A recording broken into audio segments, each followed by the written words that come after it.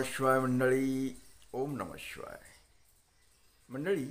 शंका समाधान या कार्यक्रमासाठी मी संगमेश्वर गिरी श्री क्षेत्र ओंकारेश्वर देवस्थान बिलोद्यान जानेगाव इथून आपलं सर्वांचं हार्दिक स्वागत करतो.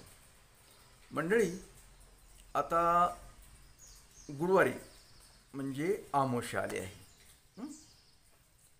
तर आमुष्यानिमित्त बऱ्याचशा मंडळाला वाटतं, जी का आपल्याकडे प्रत्येक आमुष्याला अन्नदान केलं जातं.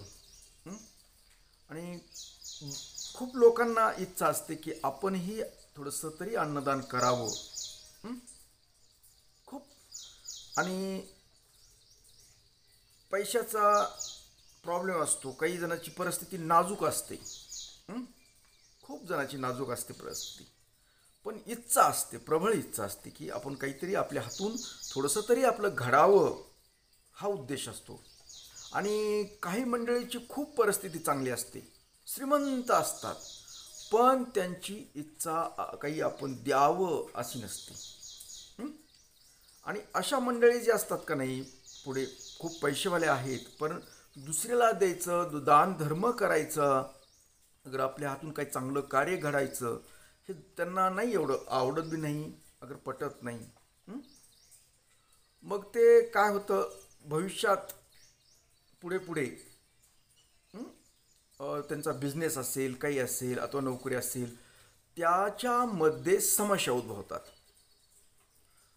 तुम्ही कुणी लोक, चांगले लोक, श्रीमंत लोकही बघत असताल माझा व्हिडिओ, तर तुम्ही स्वतःच्या मनाला विचारून बघा, तुमच्या हातून जर कधी दान धर्म जर घडलेला नसेल, आज तुम्ही खूप काही पैसा कमवतायत, खूप पैसा कमवतात, पण त्या पैसा कसा चाललाय आणि तुम्ही किती सुखी आहे ते तुम्ही मनाला विचारायचं.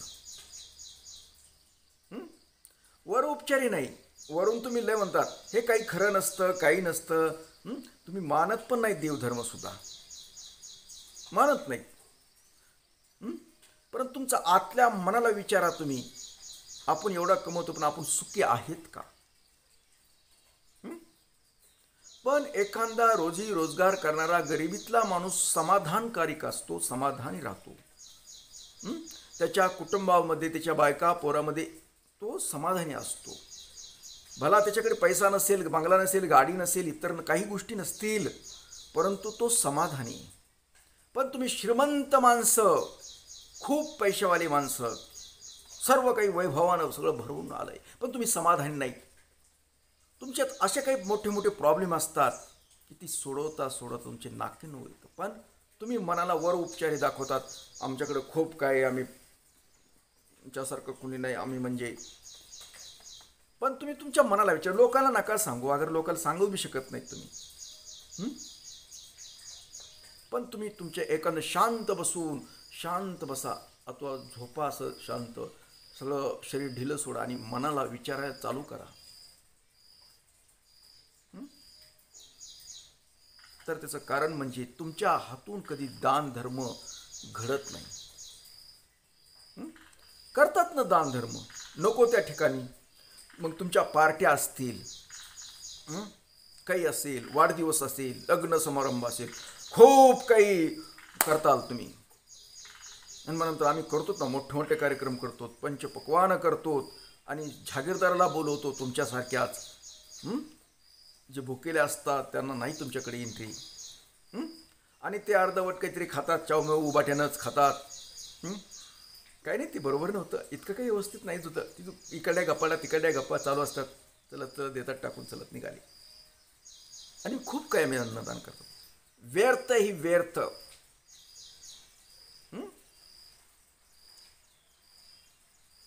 जिथं समजा देव धर्म ह्या गोष्टी चालतात, त्या ठिकाणी जी भक्त येतात कोणी, त्यांच्या मुखात जाणं गरजेचं असतं. ते भक्त कसे असतील, परंतु त्या क्षेत्रामध्ये आल्यानंतर जी काय तिथला देव असतो, ईश्वर असतो, त्याने ठराविक अंतर पकडलेलं असतं रेंजमध्ये. तिथलं जे वातावरण असतं ते भक्तिमय असतं. तुम्हाला कधी आठवत बी असेल, कुठल्या मंदिरात कुठं काही गेलं तर तुम्हाला तुमच्या घरापेक्षा प्रसन्न वाटतं. तुमचे बंगले गाड्या वगैरे काही असतं ना, तुमचे इसी डीसी काय म्हणतात तुमच्याकडे असतं ना, तुमचं सर्व तुमच्या फरशा म्हणजे एक आरसा असतो, असं उलसक एक छोटासाही कण चमकून दिसतो लगेच. सगळी स्वच्छता सर्व काही व्यवस्थित असतं. पण तिथं तुम्हाला प्रसन्न वाटत नाही एवढं करून सुद्धा.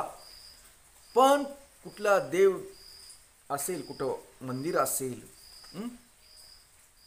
समजा तिथं स्वच्छतेचा अभाव असेल, काही असेल, पण तुम्ही त्या मंदिरामध्ये गेल्यानंतर नक्कीच तुम्हाला प्रसन्न वाटतं. का वाटतं?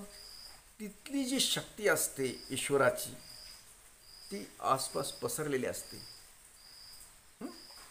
तिथं का जप, पूजा, अर्चा, मंत्र उच्चार वगैरे अशा गोष्टी चाललेल्या असतात, तिथं झालेल्या असतात तिथल्या ठिकाणावर. त्याचा तो प्रताप असतो. त्याच्यामुळं आपल्याला मंदिरामध्ये खूप शांतता, प्रसन्न वाटतं. तिथं जरी सुविधा असतील, काही असेल, साधं असेल, तुम्ही एखाद्या झाडाखाली देव असेल, पण तुम्हाला तिथं बरं वाटतं. त्याचं कारण तेच असतं फक्त. आणि तुम्ही बंगल्यामध्ये कुठल्या ह्याच्यामध्ये तुमच्या तिथं जप, अगर देवाचं काही केल्या जात नाही, अगर तिथं काही नामस्मरण होत नाही, त्याच्यामुळे ते तसं असतं. तुम्हाला सुख लाभावं, समाधान लाभावं म्हणून तुमच्याकडे खूप सुविधा आहेत मध्ये घरामध्ये. इतक्या जाडीच्या, फुटफुट जाडीच्या गाद्या आहेत तुमच्या, त्याच्यावर बसला तर गपकीने खाली जातंय. मऊ सगळं असतं, पण तुम्ही सुखी नाही, तुम्हाला शांत झोप लागत नाही. पण जा एखाद्या मंदिराच्या ठिकाणी, जा मंदिराच्या ठिकाणी जा, तिथं तुम्हाला काही नसू द्या, अंतरून नसू द्या, काही नसू द्या, पण तुम्ही आल्यानंतर शांतच होतात. शांत म्हणजे तिथं तुम्हाला झोप शांत लागते, तुम्हाला काही सुद्धा नसू द्या. मी हे एवढं का सांगू शकतो? कारण मी इथं अनुभवतोय लोकांना. माझ्याकडे खूप लांबून लोक येतात. मी लोकांना या म्हणतच नाही. एकमेव कार्यकर्ता असा आहे की मी तुम्हाला या म्हणतच नाही, कारण माझ्याकडे सुविधा काही नाहीत. माझ्याकडे एवढ्या सुविधा नाहीत, तुम्हाला राहण्याच्या एवढ्या व्यवस्था नाहीत, काही नाहीत. पाहिजे तसं तुम्ही खूप लोक मुंबई पुण्याहून येण्याचा प्रयत्न करतात, तरी येतात लोक. आपण मी नाही म्हटलं तरी त्यांची श्रद्धा असते, ते येतात. पण आल्यानंतर त्यांना जावंसं वाटत नाही. पण नाईलाज असतो, कारण त्यांचं काम बी असतं तिकडं ओढ लागलेली असते थोडीशी, आणि माझ्याकडे सुविधा अपुऱ्या असतात. त्याच्यामुळं ते खूप लोक मला अजूनही मला एखादा भेटला की मला जावं असं वाटायला, हो मला म्हणजे कर्मा लागेल असं म्हणतच नाहीत. आल्या थोडंसं इथं काय काही नाही, इथं आजूबाजू सर्व शेती, इथं काही नाही इथं. पण आल्यानंतर ही जी साधं सिंपल आहे, साध्या फरशा साधं, पण तिथं शांत होतात. का होता शांत? फक्त ईश्वरी शक्तीचा प्रभाव असतो. आता ही एवढं का सांगायलो तुम्हाला की तुम्ही पैसा कमवता पण सुख नाही कमवता येत तुम्हाला, सुख नाही घेता येत तुम्हाला. कारण पैशावर सुख येत नाही. कारण तुम्ही जो हा पैसा समाजातून गोळा केलेला आहे ना, गोळा केलेला तो वेगवेगळ्या पद्धतीने आलेला असतो आणि त्या पैशाचा प्रताप असतो. त्या पैशामुळे तुम्हाला समाधान लाभत नाही. तुम्ही समाधानासाठी सर्व गोष्टी करतात, पण त्याच्यामुळं पण तुम्हाला समाधान लाभत नाही. तुम्ही दाखवत नाहीत वरून असं, पण तुमचं आतलं मन बोलतं तुम्हाला, तुम्ही समाधानी नाही. तुम्ही रोगाने ग्रासलेत, आजाराने ग्रासलेत, तुम्हाला आजार आहेत. असा कुठलाच आजार नाही तुम्हाला असा नाही की तुम्ही निरोगी नाहीतच. तुम्ही एवढ्या ह्याच्यामध्ये शुद्ध पाणी पिता, फिल्टरचं पाणी पिता, सगळ्या गोष्टी तुमच्याकडे सुविधा असताना तुम्ही सुद्धा आजारी आहात. ती साध्या सुद्या नाही, ताप खोकला पडसं वगैरे असलं नाही, चांगल्या आजाराने ग्रस्त. विचारा तुमच्या मनाला का? तर तुम्ही जो पैसा गोळा केलाय, तुम्ही जी काय करताय, लक्ष्मी येते. लक्ष्मी स्थिर नाही, लक्षात ठेवा. आणि ती स्थिर नसल्यामुळे ही प्रताप होतो. तर ती लक्ष्मी जी आपण काही कमाई करतो त्यातला काहीतरी 1% तरी हिस्सा हा अन्नदानासाठी होणं गरजेचं असतं.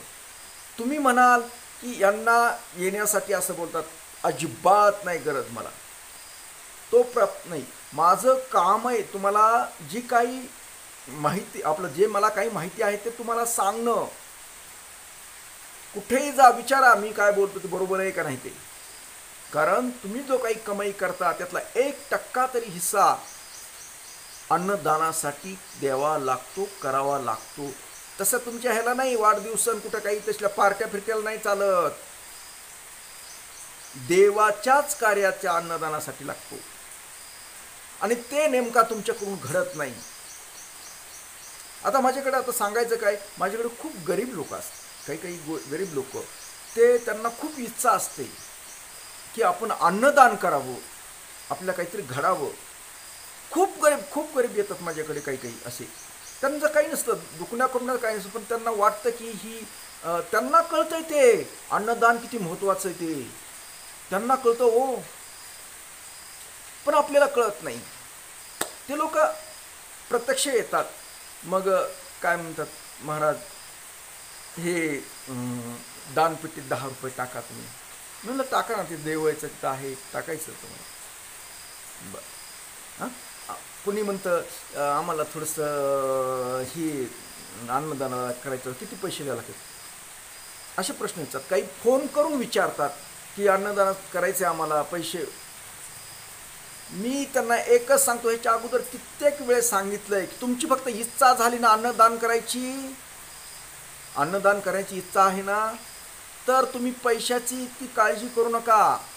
तुम्ही 1 रुपया दान करू शकता, 1 रुपया. कारण तुमचा 1 रुपया सुद्धा मुठभर तांदूळ येतील त्याचे. अगर चिमूटभर तांदूळ, 2 तांदळाचे कण येतील, पण ते इथल्या भक्तांच्या पोटामध्ये जातील. इथं पैशावर नाही. म्हणून मी काय ठरवलं, मी गेले आता 7-8 वर्षापासून या म्हणजे अन्नदान रेग्युलरमध्ये चालू आहे. प्रत्येक आमोशाला इतरही वेळी असतं. का चालू की सर्वसामान्य एकदम गरीबातल्या गरीब भिक्षुक जरी असला तरी त्याला अन्नदान करता यावं. त्यानं 1 रुपया जरी अन्नदानासाठी खर्च करता यावा, त्याला कुठं संकोच वाटू नये. मी 1 रुपयाही घेतो. अगर त्याला मुठभर तांदूळ दिले तरी तेही घेतो, अथवा काय असेल त्याचं. कारण त्याची श्रद्धा, त्याचा विश्वास हा महत्त्वाचा असतो, पैसा महत्त्वाचा नाही येतं.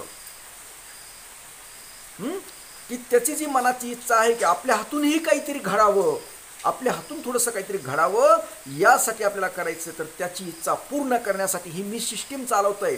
कुठेही अशी पद्धत नाही. कारण माझं सर्वसामान्य एकदम गरीबातल्या गरीब व्यक्तीला सुद्धा अन्नदान करता येतं, दान धर्म करता येतं. यासाठी मला बरीच तुम्ही 1 रुपया सुद्धा घेता हो, कारण त्यानं श्रद्धेतून दिलाय, त्याच्या मनातून दिलाय, त्याची श्रद्धा ईश्वरावर, त्या भक्तीवर. म्हणून त्याचा 1 रुपया सुद्धा इथल्यासाठी लाख मोलाचा, 1 लाख रुपये किंमत आहे त्याची आमच्या भाषेत. 1 रुपया जरी त्यानं श्रद्धेनं मनातून दिलेला असेल अन्नदानासाठी, तर तो कशासाठी, लाख मोलासाठी. त्याचं लाख मोल आहे माझ्यासाठी. ते मी कधीच संकोच नाही याने एवढं कमी दिलं, काय देणं का नसतं. फक्त त्याची श्रद्धा पाहिजे असते मला, त्याचा विश्वास पाहिजे असतो. आणि तो विश्वास त्याला ईश्वराला कळला की त्याला भरभरून देतो. त्याला सुख समाधान सर्वच गोष्टी भेटतात. त्याच्या 1 रुपया स्वीकार केला, तो समाधानी झाला, म्हणजे आम्ही जिंकलोत. पण बरेचसे श्रीमंत माणसं त्यांचा पैसा सुटत नाही, इतर फजूल खर्च करतील, पेतेल, पार्ट्या करतील, कुटाणे करतील, काही करतील, दवाखान्यात घालतील, पण त्यांची 1 रुपयासाठी म्हणून त्यांना सुख लाभत नाही. सुख लाभत बी नाही, लाभणार बी नाही. तुम्ही म्हणता ना हे ह्यांच्या मिळत, अजिबात तसं तर मनात आणायचं नाही. कारण मला तितकी तुमची आवश्यकता नाही. मी फक्त ज्ञान आहे, ही ज्ञान, अगर ही काही माहिती आहे, ही फक्त तुमच्यापर्यंत पोहोचण्याचा प्रयत्न करतो, याच्या पलीकडे काही नाही. कारण आपण ईश्वरासाठी करतोय, त्याला कमी नसतं, काही नसतं, तरी करतो. त्याला फक्त आपलं प्रेम व्यक्त करण्यासाठी मी तिथं करतो. आलं लक्षात? तर त्यासाठी काय जी घडंती करत असतो मी, माझं चलतं सुरळीत. कारण प्रत्येकाला अन्नदान करता यावं, सर्वसामान्य माणसालाही अन्नदान करता यावं हा उद्देश ठेवून आपण इथं चलवतो. कारण कुणाचे पूर्वज जे असतात घरामध्ये त्रास करतात, काही गोष्टी करत असतात आणि त्यांना इच्छा असते की अन्नदान करावं. कारण आम्ही प्रत्येक वेळेस सांगतो की तुम्ही तुमच्या पित्राच्या नावानं अन्नदान करा आणि ते करता यावं, सर्वसामान्याला करता यावं हा उद्देश ठेवूनच आपण चालवतो. तर खूप चाललंय, व्यवस्थित आहे, तसं काही नाही. हे का सांगायचं होतं की माझ्याकडे असे बरेच फोन येतात की महाराज आमची इच्छा आहे पण किती पैसे लागतात. मग मी त्यांना सांगत असतो की तुम्ही पैशाचा कधीही विचार करू नका, तुम्ही 1 रुपयाही पाठवा मला, अगर 1 रुपया द्या तुम्ही तरी तुमचं अन्नदान केलं जातं, काही अडचण येत नाही. तशी मनामध्ये शंका बाळगायची नाही. काही नाही, फक्त श्रद्धा पाहिजे. तुमची इच्छा आहे ना तुमची, ठीक आहे, मान्य आहे मला. तुम्ही मनातून हृदयातून देताय ना, खूप मोठं आहे ते, आमच्यासाठी खूप मोठं आहे ते. कारण तुमचा विश्वास आहे ईश्वरावर, याचा अर्थ आम्ही असं समजतो. आणि जी खूप श्रीमंत माणसं आहेत, पैसा भरभरून पैशाचा पाऊस पडतोय, पण त्यांची इच्छा नाही, तिथं काही नाही. श्रीमंत माणसालाच खूप दुःख आहेत, लक्षात घ्या. खूप आजारानं, खूप तणावाखाली खूप आहे, पण ते दाखवत नसतंय.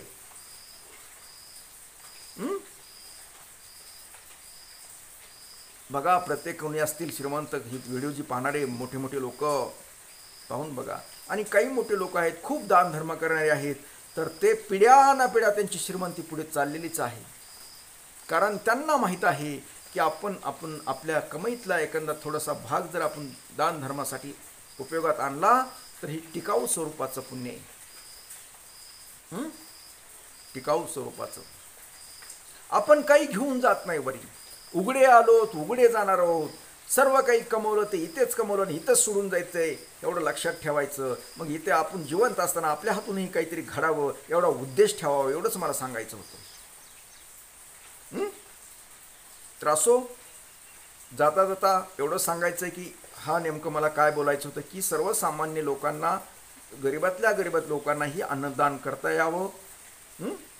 आणि त्याचं काही इथं ठरलेलं नसतं की एवढे पैसे लागतात, तेवढं काही नाही. तुम्ही 1 रुपयाही दिला तरी चालतो, मुठभर तांदूळ दिले, मुठभर काही दिलं तरी चालतं, तसं काही मनात आणायचं नाही, एवढं मला सांगायचं आहे.